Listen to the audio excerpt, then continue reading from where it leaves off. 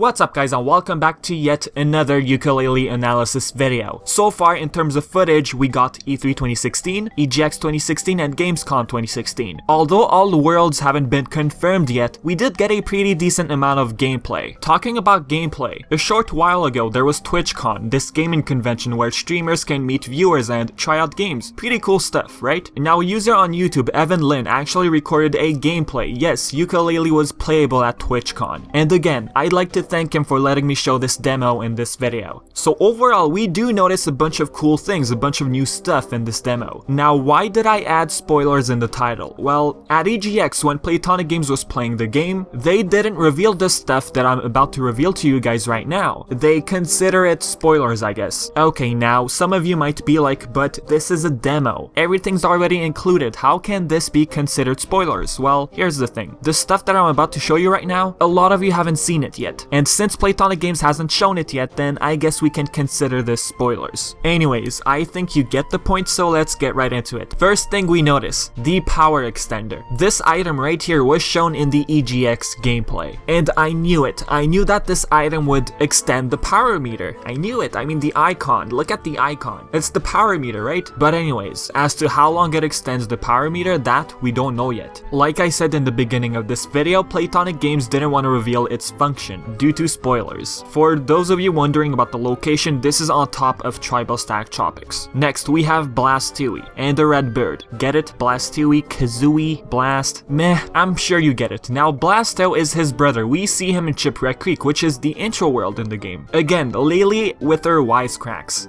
That is why I love her. I've said this 50 times, you guys get it. So, Blasto gives us a mission to help out his so-called rock friend. We saw a gameplay of this briefly in the E3 trailer. Now, obviously, Blasto hates this rock. He says deliver pain. We slightly notice it, but then he changes the word to pleasure. He hates this guy for some reason. In this demo, we actually have a full gameplay, which is great. Notice that Evan Lin is playing on the Xbox One. We haven't seen this yet. We got gameplay on the PlayStation 4 and PC. For the Wii U version, we actually haven't gotten any sort of gameplay. Playtonic Games is still working on that version. Okay, so the way this gameplay works is to simply ground smash on the cannon to shoot rocks in the rock's mouth. There are 4 mouths. Notice the structure rotating. Now Blasto is completely satisfied. He hates the guy for some reason. Notice how the structure is spinning faster and faster after each success. This right here reminds me of that gameplay in Banjo-Kazooie on Mumbo's Mountain. That jiggy on top of that rock spinning structure. About ground smash, that's not the official name. I keep saying ground smash, but ground smash was part of the toy box version. In the final version of the game, it's going to be called Buddy Slam. Then again, Chris Sutherland, during the EGX trailer, if I remember correctly, he still called this move the ground smash. Plus, EGX was after the toy box version. I guess they're simply confusing the two. Maybe they're used to calling it ground smash. Before we proceed, I just want to talk about the Pagies quick. I did say that the Pagies are found in coffins in this game, but that simply might be in Tribal Stack Tropics only. For Glitter Glaze Glacier, we still haven't seen how the player collects a Pagie. Don't confuse the coffins in which we have the Pagies with the ones which have quills in them. For those ones, we can call them treasure chests. They'll be present in each world. We also see one in Shipwreck Creek. The ones the Pagies are in, I think that's only for Tribal Stack Tropics. I guess we'll find out soon enough. Next, Duke's Temple. This structure is right in the middle of Tribal Stack Tropics. We've seen this area of the map many times in gameplays. Remember the platforms with the smiley face? Laylee stole our ability on the artifact to activate those platforms, remember? Now Duke, I'm assuming it's the guy who's speaking right now. Notice he's a corplet. I used to call these guys the minions, but they do have names. They're the corplets. And it seems like not all corplets are enemies. So what is this guy asking right now? He's asking us to break the 3 roof windows. We ground smash on him or buddy slam, whatever you want to call it, to break them. Now these blocks right here were shown during the PS4 gameplay at EGX. They didn't show too much due to spoilers, I guess. We had Trouser and everything. We did see this area before. Again, we have Laylee with her comments. Notice the corplet wearing a hat. Usually when the corplets wear pieces of outfit, it boosts their defense. However, this guy, he's not an enemy. He's simply wearing a hat. Once all roofs are clear, we head into the entrance down below. This entrance, it was open before, during the gameplays. Now my question is, what would happen if we met this guy without clearing the windows? What would he say? Would he tell us to go up there and clear the windows? What do you think? Alright, once we're inside this brand new never before seen location,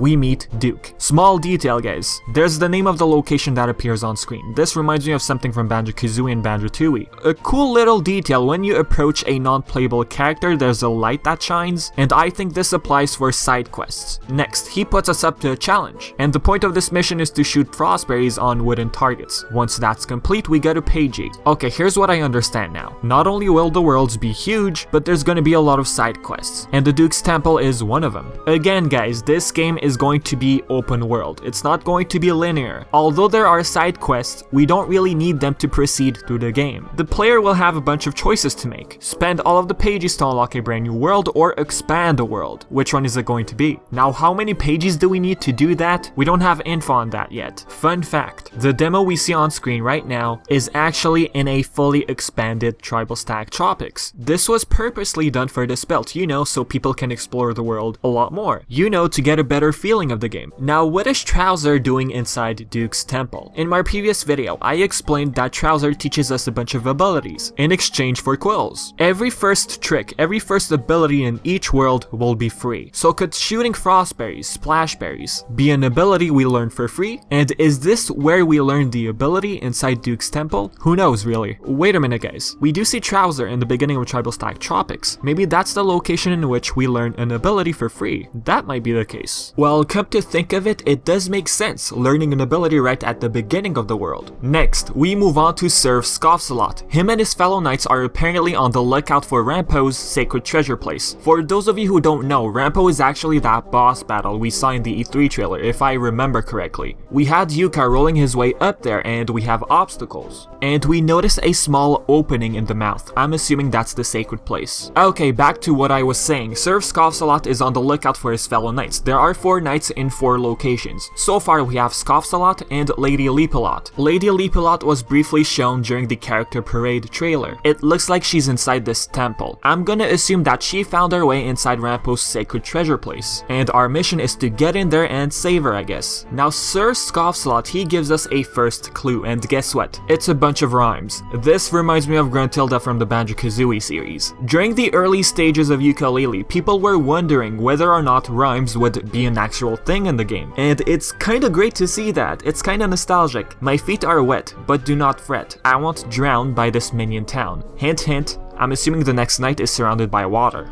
I have a small question. Are these 4 knights spread around Tribal Stack Tropics only, or are we going to find them in other worlds as well? But the thing is, Rampo is located in Tribal Stack Tropics, so I'm assuming they're all in the same location, in the same world. But I think it would have been a nice challenge to have all of the characters spread around multiple worlds. What do you guys think about that? So now we move on to the red gem, which was briefly shown in the E3 trailer. So it seems we can shoot frostberries and splashberries from a distance. And again guys, this reminds me of the eggs from Banjo-Kazooie, and I'm assuming we can use this tactic to defeat the final boss. There's going to be a bunch of side quests in this game. It looks like it. As for this red ruby, I don't know the character we're supposed to give it to, but I'm assuming once we give it to that person, we get a Pagie. The menu screen. And guess what? We notice another Knight of Hamelot. So far we know 3 out of 4, Sir Scoffsalot, Lady Leapalot, and this one right here. The pink cloud, I'm assuming that's Nimble, the cloud which will challenge us to a race. Now Evan Lin states that the pink cloud has a similar resemblance to Nimble's cousin Nimble, but I'm assuming that that's Nimble, the pink cloud. We haven't seen Nimble from the front yet, we only have this small icon, but the pink cloud is Nimble, I'm pretty sure. Correct me if I'm wrong, I guess.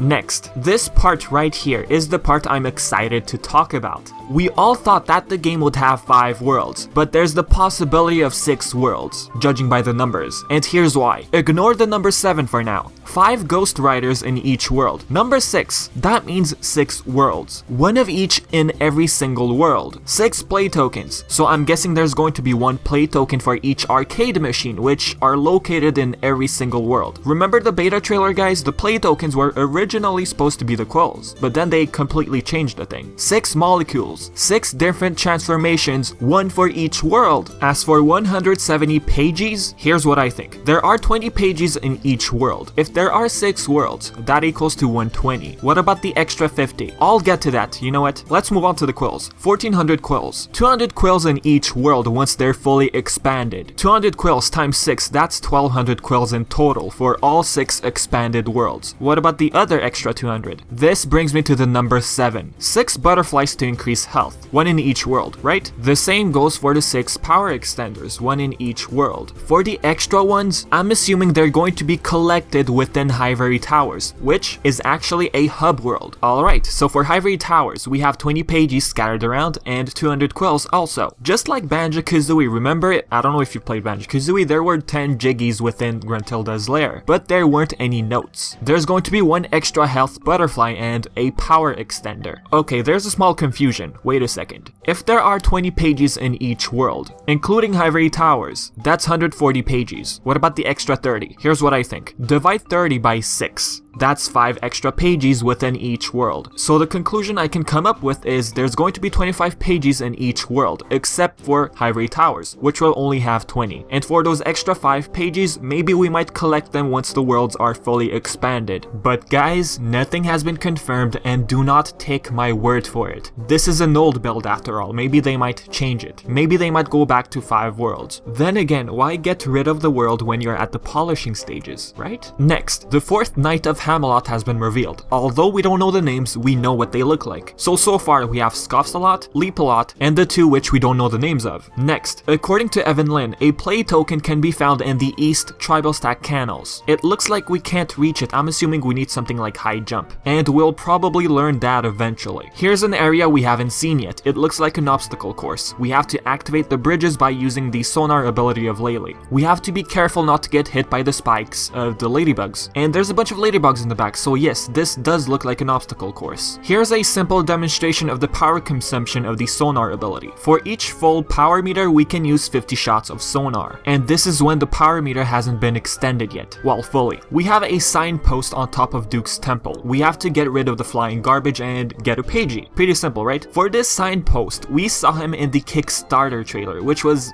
back in the early stages, when Tribal Stack Tropics was empty and was very basic. We slightly do see these flying garbage in the E3 trailer. About the core plits and the outfits, notice one on top. Like I said in the beginning of this video, outfits boost their defense. For the butterflies, we either eat them for health or collect them to refill our power meter. After that, the gameplay moves on to the following. After collecting 5 Pagies, Vendi appears and tells us to meet up. And about Vendi, we do see her in a screenshot, and it seems like she's on top of the entrance. But we haven't seen her on top of the entrance in this gameplay demo, so I don't know if she's gonna appear once we collect 5 Pagies, or if she's already going to be there. And once we meet up, I'm assuming we give her Pagies and we get a tonic in exchange, which upgrades our perks. For example, slow down the power consumption of the power meter, upgrade our ground smash or buddy slam, whatever you want to call it, and stuff like that. Next, we notice 6 butterflies as health to begin with, or there might be less. This is an old build and this is just a demo. We don't know yet. 1 Ghost Rider out of 5. This one is called Heidi. Mr. Blowy, a brand new character which we haven't seen yet, if I'm not mistaken. Apparently his throat is dry and we have to shoot splash berries in his mouth. Once we do so, we get a Pagie. Moving on. The Pagies speak, of course. This one gives us a little challenge to glide through the rings. Once we do so and succeed, we get the Pagie. Here's the angry Ghost Rider. Here's a close-up. We saw him in the EGX PS4 gameplay. Now we move on to Nimbo. If we want to unfreeze him, we use flame berries, and that's the official name for those ones. To dry him completely, we do it again.